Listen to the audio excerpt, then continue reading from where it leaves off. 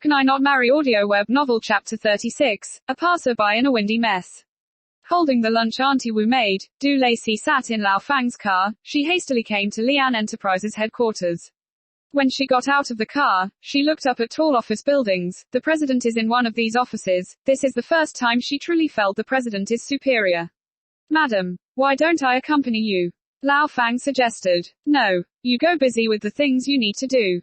She had her own intentions, she abruptly arriving at the president's company without informing him. If the president is offended and appears displeased, it wouldn't be good if he vents his anger on Lao Fang. As for her, she's been a dead fish for more than twice. Holding the lunch box, Du Lacey entered the elevator. She pressed the floor level and just as the elevator door was about to slowly close, suddenly a hand stretched out. Wait. Wait a minute. Accompanied by the sound of anxiety, a shadow rushed in. Seeing this person, Du Lacey was severely startled. This person's stature was thin. He was dressed in pink shirt that was at least a few sizes bigger than him. The shirt was tucked into his pants. This made his black tailor suit appear tight and bulging. He also wore a pair of shiny white pointy leather shoes. And the most horrible thing was that his pink shirt unexpectedly paired with a flower tie in dense pattern. Du Lacey could distinguish the Doraemon, Good Doll, Garfield and even Fu, one. The man rushed into the elevator. He opened his mouth and smiled toward Du Lei. His two large white front teeth coupled with the golden sparkling gold-rimmed glasses emit and reflect radiance. Du Lacey couldn't help but feel like she was in a wind messy. Due to the small glasses' fashion sense being too strong, Du Lacey intentionally or unintentionally glanced over several times. She aimed her eyesight at the elevator and wanted to leave. Who would have thought the man was one step ahead of her? He hurriedly rushed out. Strange. This shocking person wouldn't also be looking for the president, right? Du Lacey who guessed correctly, this person indeed came to find Lian Jun. Seeing he hurriedly rush over to the reception room and ask the secretary who was sitting at the front desk, Miss, is President Lian in? I've come here to discuss some business with him. The poor secretary was in the middle of typing up a document. She raised her head, was caught by his ravishing two front teeth and was completely stunned. Fortunately, her many years of professional training let her immediately recover and restore a smile. Hello, do you have an appointment? Small Glasses shook his head. I'm sorry. If you didn't make an appointment then you cannot see the president. Small Glasses cannot be reconciled. Miss, can you please accommodate and make an exception? I really have something very important. Very important. It's more important than life. This. The secretary appeared troubled. If you don't have an appointment, the president really can't see you. Oh, how about this? Why don't you wait a moment in the waiting room? When the president comes out, you can say a few words with him. On the side, Du Lacey listened to their dialogue. Her heart couldn't help but feel remorse.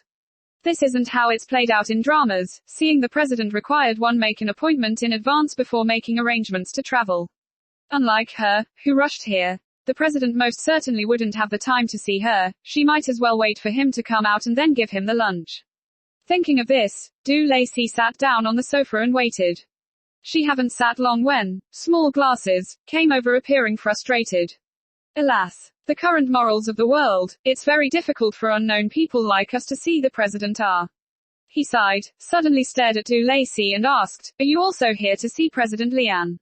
Du Lacey gave an awkward smile and didn't reply. But, Small Glasses is different. He thought he has met a comrade and immediately conversed with Du Lacey. Are you also here to seek sponsorship?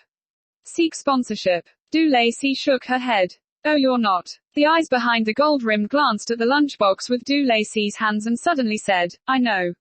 You're also an inventor. Du Lacey was embarrassed. An inventor. Not waiting for her to reply, Small Glasses mysteriously came up and whispered, I secretly tell you, in fact, I came here to convince President Lian to put investment in the mobile phone black box I wholeheartedly invented. Mobile phone black box. Du Lacey was confused and stunned. What does it do?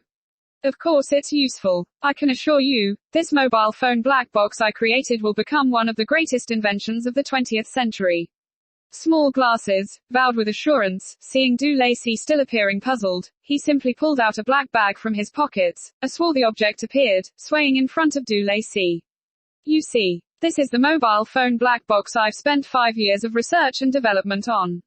It only needs a little interface. It can connect with any phone. It'll continuously back up new data on your phone. If your phone unfortunately was stolen, as long as this black box connected to another mobile phone, then it'll transfer all your backup data to the new phone. It's very convenient.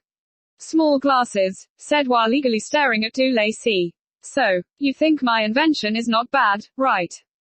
Du Lacey appeared confused and stared at him for a long time, then she slowly said, then what if the thief steals your black box along with your phone, what do you do then? Immediately, Small Glasses' face had quite a few of black lines, his facial expression appeared as if he has been constipated for a whole week. This high-tech stuff, you who isn't within the field wouldn't understand. I'll explain to you the principle. Walla walla, he spoke until she saw spits of flying stars. Du Lacey listened until her pair of eyes blurred. He still haven't proposed a solution if the black box was stolen. That moment, Du Lacey suddenly understood why the president was always so busy. It turns out every day he has to suffer such terrorist flesh bombs are. As Small Glasses was endlessly bombing and chattering, Du Lacey's head quickly turned into a paste. Unknowingly, 2 hours has passed. The huge electronic clock on the wall shows that lunchtime was approaching. However, the president has yet to come out of his office. Could it be he still haven't eaten lunch? Du Lacey couldn't help but worry. Suddenly, the reception room door opened, and in came a beauty wearing a flowy top.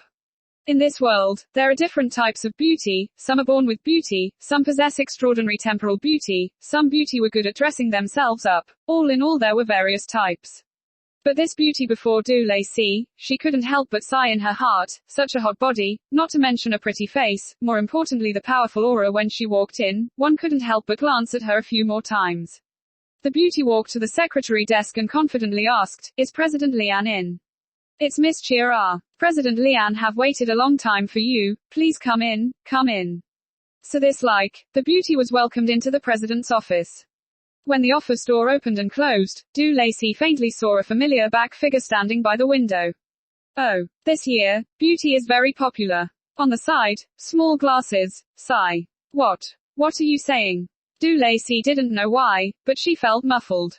Can't you see Small Glasses, contempt and stared at Du Lacey, that miss is dressed up so beautifully, her body is also so good, one glance one can tell she has a special relationship with the president. Otherwise by her aggressive attitude, why would the secretary let her enter?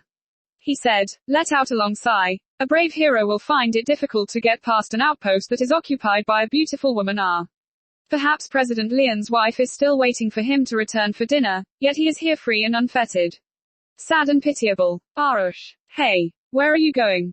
Du Lacey did not answer the Small Glasses. Holding the lunchbox, she absent-mindedly walked to the elevator. When she reached the elevator entrance, the door opened. Madam. Jason's surprised voice appeared. What are you doing here? Du Lacey regained her conscious. Her eyes flickered. I come here to deliver lunch. When did you came? Jason looked at Du Lacey holding the box in her bosom. You wouldn't have not gone in, right? Come on. I'll take you in. No. Du Lacey interrupted him. I still have to do something. I'm leaving first. Here you take it. Help me give it to him. She hastily handed the lunchbox over to Jason, and without turning around she rushed into the elevator. Leaving Jason staring at the direction she left in confusion while holding onto the lunchbox.